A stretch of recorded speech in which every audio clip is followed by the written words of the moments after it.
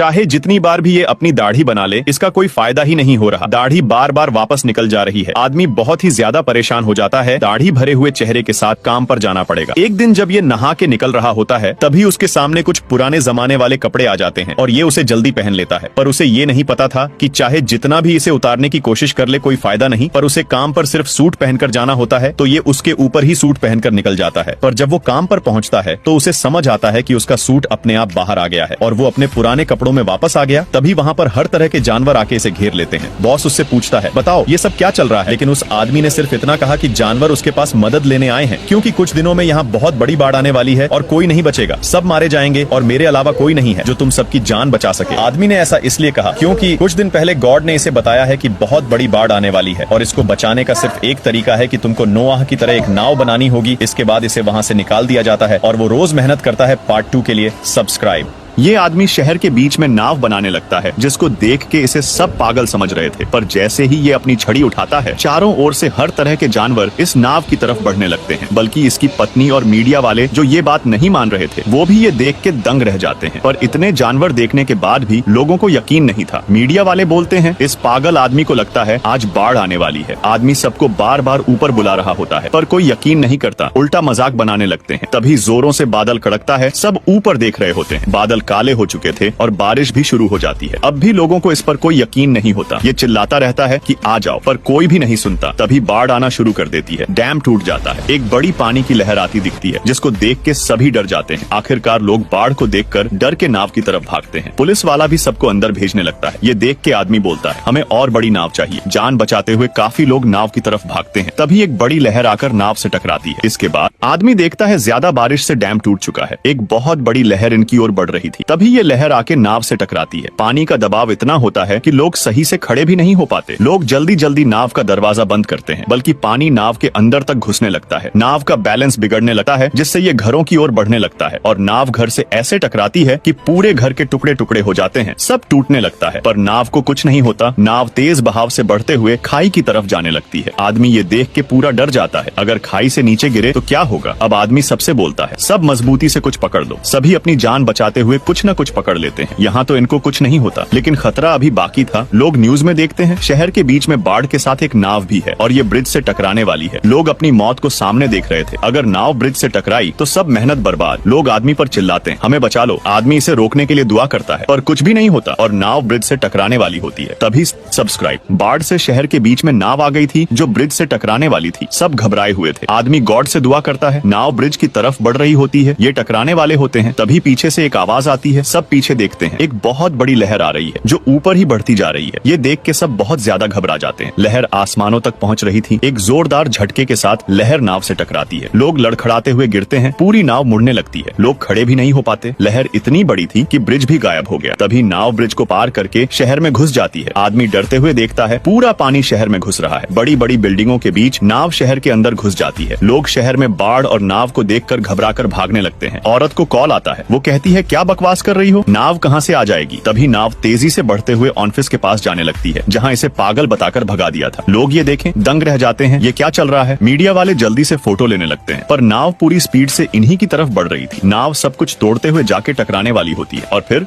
Subscribe. बाढ़ से शहर के बीच नाव आ गई थी जो उसके ही ऑफिस से जाके टकराने वाली थी। ये देख के सभी भागते हैं। ये नाव यहीं पर ही क्यों आई? इसके पीछे क्या वजह थी? गॉड ने ऐसा क्यों किया? दरअसल ये आदमी पहले एक न्यूज एंकर होता है, जिसे पॉलिटिक्स में जाने का मौका मिलता है, जहां ये वादा कर देता है कि मुझे दुनिया बदलनी है। जिसके बाद इसकी जिंदगी में बहुत अजीब चीजें होने वाली थी। इसे एक बिल्कुल नया घर मिलता है और एक ऑफिस भी, पर इस बात से अनजान इसके साथ क्या होने वाला है। ये रात को गॉड से हर चीज के लिए शुक्रिया करते हुए दुआ करता है कि दुनिया बदलने में मेरी मदद करना। अब दुआ की वजह से इसके साथ बहुत कुछ होने वाला था और जब ये सुबह उठता है तो अलार्म 6:13 पर बजता है, बल्कि इसने अलार्म 7 बजे का लगाया था। ये एक जरूरी इशारा था गॉड की तरफ से। वो इस पर ज्यादा ध्यान नहीं देता और तैयार होकर अपने घर वालों से मिलकर अपने काम पर जाने लगता है। तभी उसके गेट के सामने एक लकड़ी का बड़ा सा डब्बा आ जाता है। ये हैरानी से बोलता है, हमने तो कुछ मंगवाया नहीं, तो ये कहाँ से आया? अब जल्दी से इसे ये अंदर ले जाकर खोलता है, जिसे देख के ये लोग हैरान हो जाते हैं। इसके बाद